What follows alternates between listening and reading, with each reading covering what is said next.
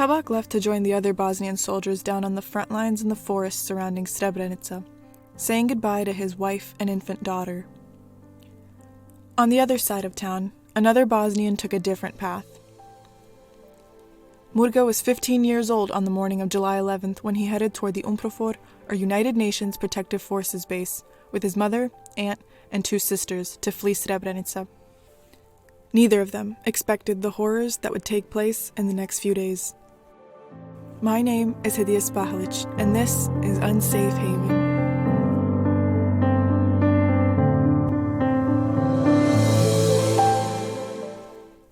This episode will go through the events of the Srebrenica massacre and will discuss issues that are not suitable for everyone. Although it is very important for people to hear these stories, listener discretion is advised.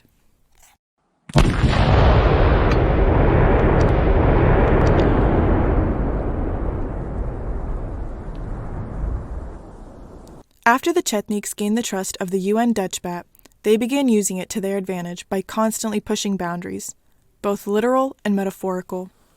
Chetniks began their mission codenamed Krivaja 95 under Directive 7, which was ordered by Radovan Karadžić, President and Supreme Leader of the Armed Forces of Republika Srpska, and carried out by Ratko Mladic. Krivaja 95 was planned at the end of June 1995.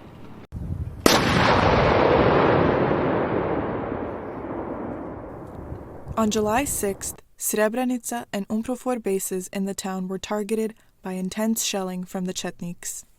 Karadžić then ordered a complete takeover of Srebrenica and all the people inside of it, including those forced into the enclave from neighboring cities.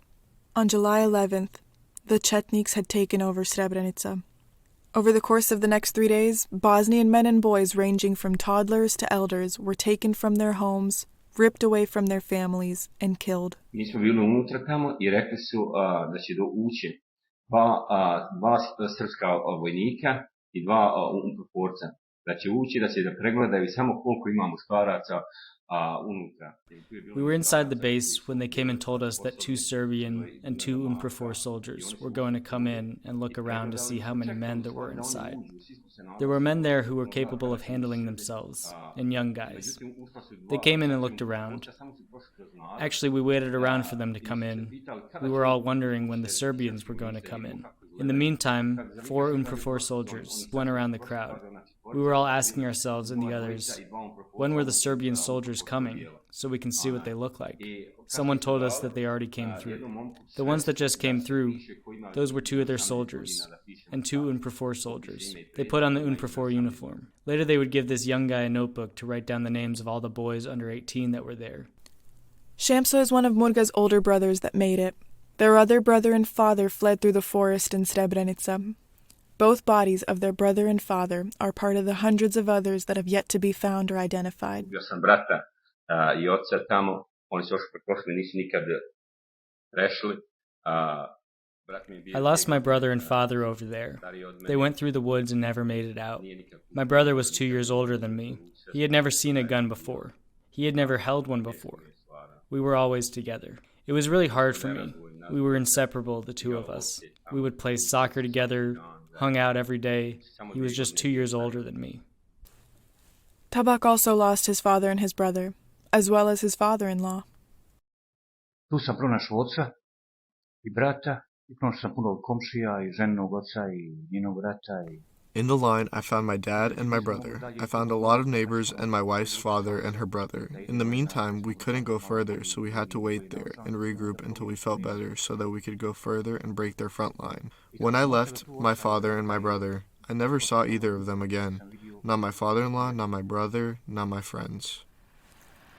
While some went through the woods and some sought shelter in UNPROFOR bases, others were loaded on trucks and carted away like animals awaiting slaughter. And in some ways, they were.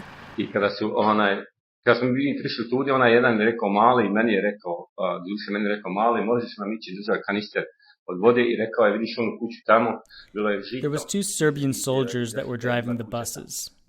When we got closer, one of them came up to me and said to me, "Boy, can you go get us a canister of water? There's a house over there." There was a wheat field, and behind the wheat field was the house. I stood there looking at him, waiting for my mom to tell me to go get them the water, but she didn't say anything. Another one of their soldiers was standing a bit further down, and he was driving one of the trucks that had a ladder on it. He put the ladder down and told all of us to get on the truck. We all climbed onto his truck, but he didn't let me. Later, I saw that same soldier ask one of my neighbors, who was 2 years younger than me. He was around 13 and a half years old. They told him the same thing. They told him to go get water, and to this day he hasn't been found. Murga's story is sadly not unique, however. Hazim was 11 years old when the genocide in Srebrenica took place. He remembers seeing men and boys being separated from their families and loved ones, some even younger than him. He had always been small-looking for his age, and it had gotten to the point where the Chetniks had stopped asking how old the men and boys were. They just took the ones that looked old enough away. Recimo dijete od 11 godina, šta sam mogao razmišljati o tome, znači bio sam svjestan. As an 11-year-old kid, what was I supposed to think? I was aware of everything that was happening. I was thinking to myself that they might separate me too, because I saw my friends who are a little bit bigger than me, but we were the same age, we went to the same school, in the same grade. They're separating them, and I was waiting for when they would do the same to me. But somehow I made it through because I was shorter than all of them, but we were the same age. In that moment, they weren't asking how old we were anymore, they were just looking at how big we were. There were kids who were 10 years old that were bigger than me, and they separated them thinking that they were older. In the meantime, people were starving. They were without food or clean water.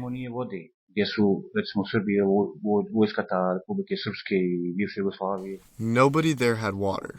Nobody had water because the army of Republika Srpska and former Yugoslavia was putting all sorts of things in the water, putting poison, putting things like that to put us to sleep so they could kill us.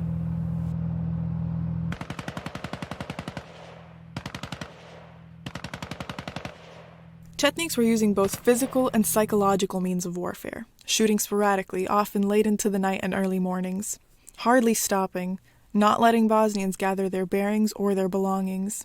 It was enough to drive anyone crazy, and for some, it worked. Pa smo to preko šume morali sve da iznosimo nazor, gdje mnogi ljudi nisu uspjeli to da urade, gdje ljudi su recimo crkli od gladi, gdje su ljudi... We had to go through the forest with force because many people weren't able to do it. People died of starvation, people would go crazy, turn around and step on a mine and die. We lost a lot of people through the woods because of grenades, because they got lost and start heading towards the Serbs and then surrender to them. The Serbs would wait for them and kill them.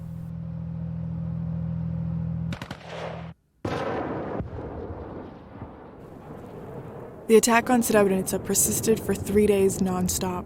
Those who stayed in an UNPROFOR base were eventually taken to neighboring cities such as Potocari. By the morning of July 12th, 30,000 people had arrived there seeking refuge. The situation was still dire in Potocari. The town was severely lacking in humanitarian aid.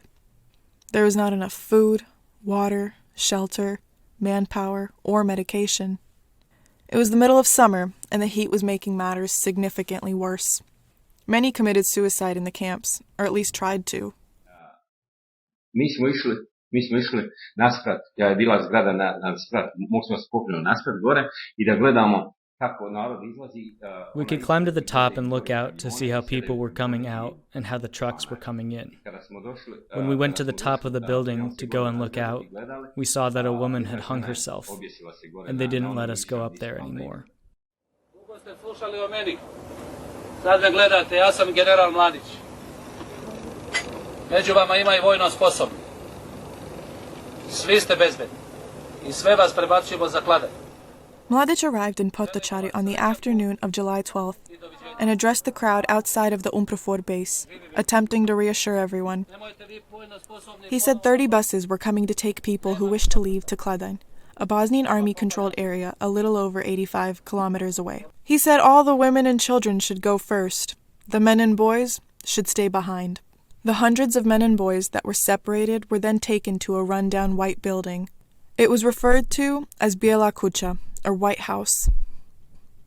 In it, The men and boys were forced to give up their IDs, wallets, money, luggage, and any other valuables and belongings. What the Chetniks didn't keep, they would later set on fire.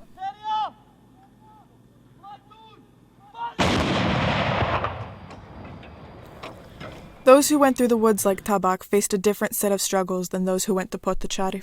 Between 10 to 15,000 men and boys began heading on foot towards Tuzla, a Bosnian-controlled area that was over 100 kilometers away. Some of the men that were captured in and around Srebrenica were transported to killing sites in Bratunac and Zvornik on July 13th and 14th. Tako da je to bilo jedan težak period preko šume gdje smo morali na nekim gore u Sutisku kad smo išli napraviti postrojavanje, prebrojavanje ljudi.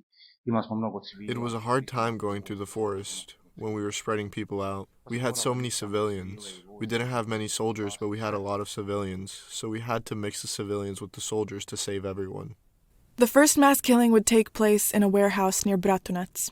At least 1,000 men and boys were packed into the space and killed. On the evening of July 13th, Chetniks entered the warehouse and began shooting at the men with machine guns and automatic rifles. Once they were finished shooting, the Chetniks exited the building and threw grenades in the windows. Similar vicious mass killings took place in Orahovac, Petkovci, Kozluk, Kula, Baljkovica, Snagovo, Bishina, and Trnovo. Some victims were bound, others blindfolded. Chetniks even took the liberty of recording a few of the mass killings, recording their victims' last moments.